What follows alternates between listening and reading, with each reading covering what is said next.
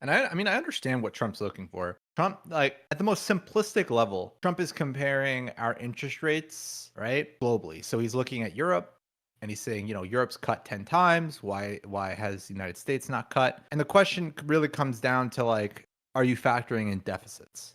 Because Europe's deficit is nowhere near America's deficit, right? And then you look at your fiscal path, right?